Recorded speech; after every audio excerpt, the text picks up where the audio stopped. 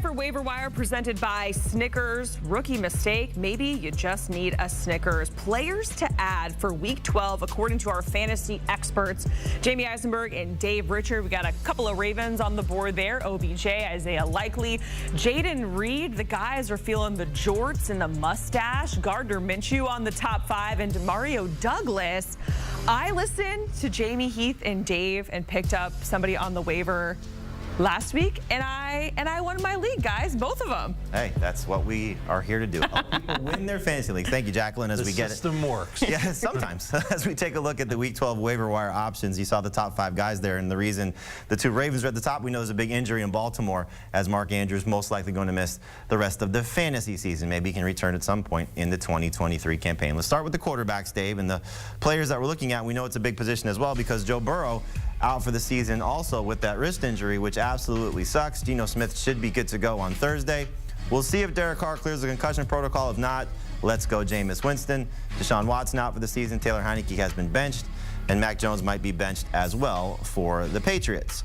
The players that we're looking to add at the position, Jacqueline gave you a little bit of a hint that we like Gardner Minshew at the top because they get to play the Colts through the Tampa Bay Buccaneers in week number 12. Great matchup, but he has a great schedule moving forward, so if you are looking for a Burrow replacement, he could be very prominent for your fantasy roster. Pick a Saints guy, Carr or Winston, like the matchup against Atlanta. Will Levis, we'll see if he gets his 3rd multiple touchdown game against the Panthers, and then more of the 2 QB superflex options of Browning, DeVito, DTR, and potentially Bailey Zappi. But Dave, let's talk about Gardner Minshew because it's been a little bit of struggle lately. Last 3 games, 18 fantasy points or less on a very sliding scale in the negative direction. But again, the Bucs, 4 of the last 6 quarterbacks against them, including our start of the week in week number 11, Brock Purdy, 26 or more fantasy points.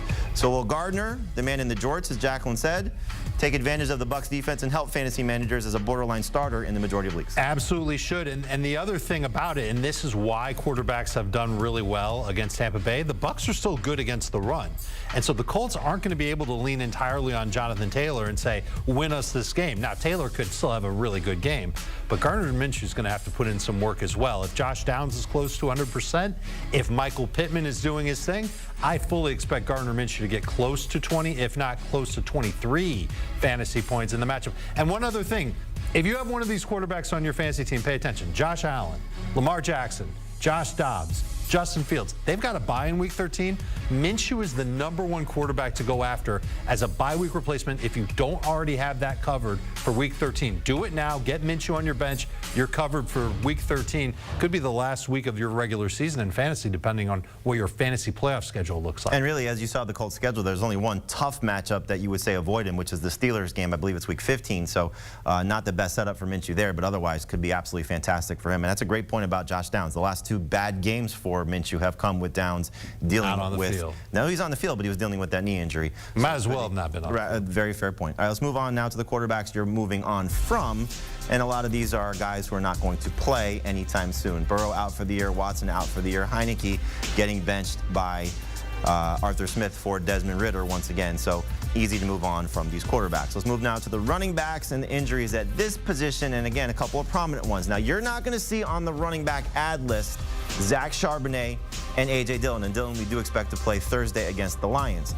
Aaron Jones and Ken Walker probably not going to play on Thanksgiving Day, but the 2 guys that I mentioned, Charbonnet and Dillon, above the threshold we typically talk about. But on other sites, on other platforms, you might find them available. Those will be the 2 most important players to add. Charbonnet first over Dillon, but go get them if they are available. But here are the injuries that we're looking at. Kyron Williams trending in the right direction, should return in week 12. Ramondre Stevenson should be good to go.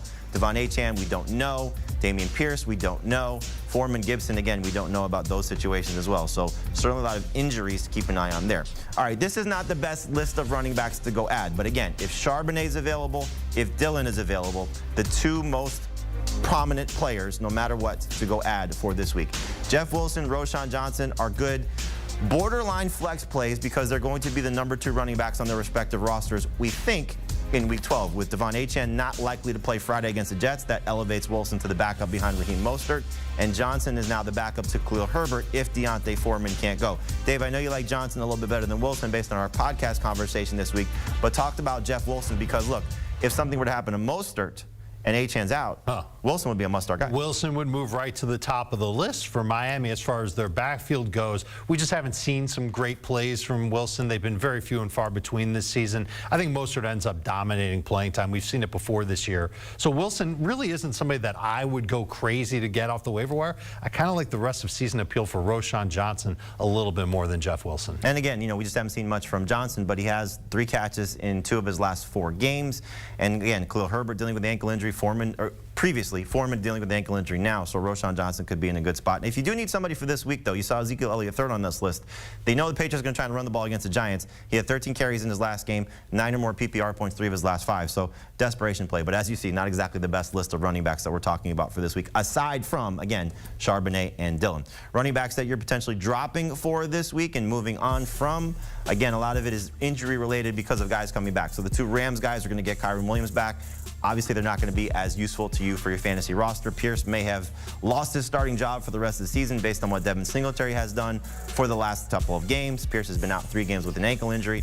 Foreman, again, with Khalil Herbert back and dealing with an ankle injury, you can move on from him with a bye in week 13. Zach Moss's playing time is absolutely cratered since Jonathan Taylor became Taylor again.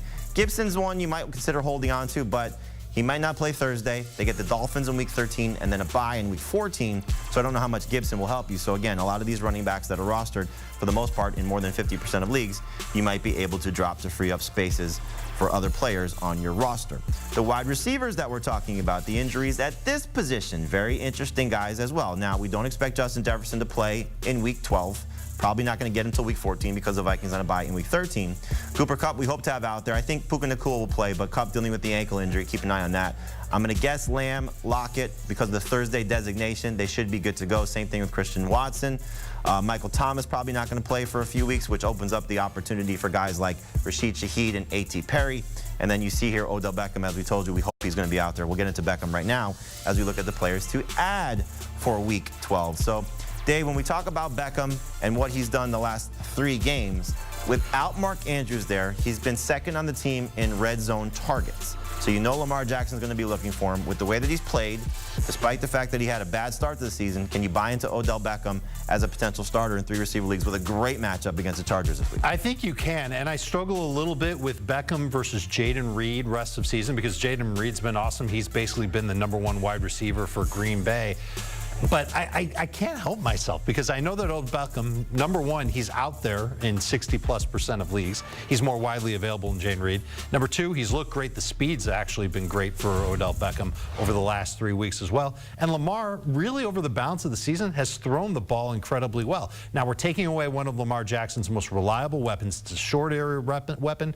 It's a red zone weapon. I think Odell Beckham can help replace that quite a bit. So I'm very much into adding him onto my roster as at least a #3 wide receiver. He does have a little bit of potential to be a wide receiver too, if he stays healthy. And you brought this up on our podcast today. If you're buying into Beckham for this week only, that's great. If you're buying into him for a playoff edition, that's great. But they do have a bye in week 13, so you're going to lose him if you need to have an important win in week 13, which is why I know you like Jaden Reed as your favorite wide receiver for this week. 11 or more PPR points in 4 of his past 5, and I think it's 12 or more PPR in 3 of his past 4. He's really just making plays for Green Bay. Last week he came on the ground. It was a long end around for a touchdown. But I think he's their best do-it-all type of wide receiver. We've seen Romeo Doubs step up as an end zone target, and obviously the touchdowns for Romeo Doubs have been fantastic. Christian Watson hasn't been that guy for Green Bay. We thought he'd be the playmaker. No, it's been this rookie. And the other part of it, the other component, Jordan Love has been throwing the ball much better the last couple of weeks. He's starting to round into form. This Packers offense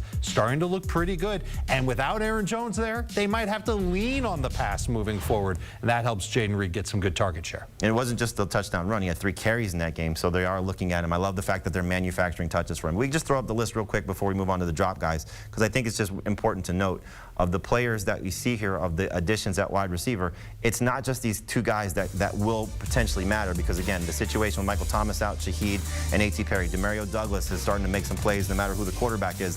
That will matter. If Kupp is out, Tutu Atwell, the first 3 games of the season, you remember Kupp was still on the PUP list. Atwell was fantastic.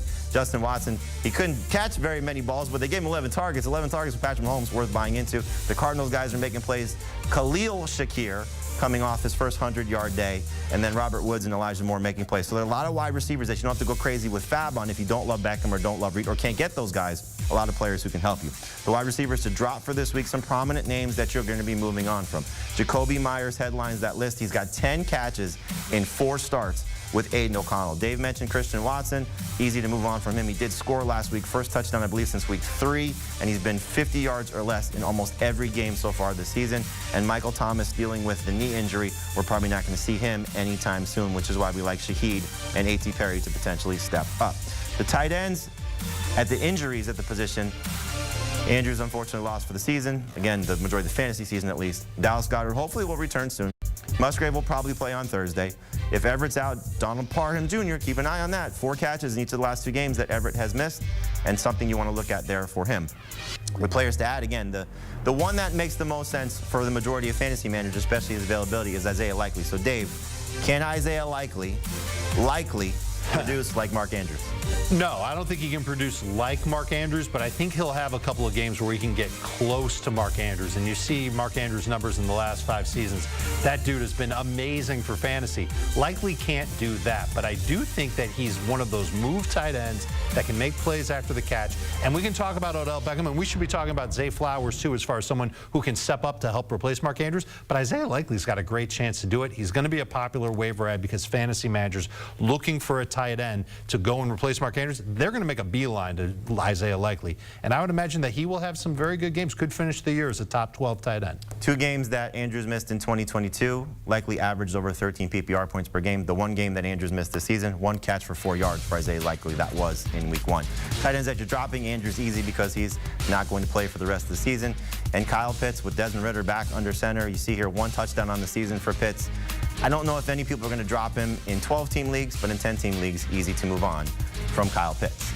Make sure you check out our Fantasy Football Today podcast hosted by Spider-Man Adam Azer. We have you covered with all of your fantasy needs. The Fantasy Football Today podcast, wherever podcasts are found.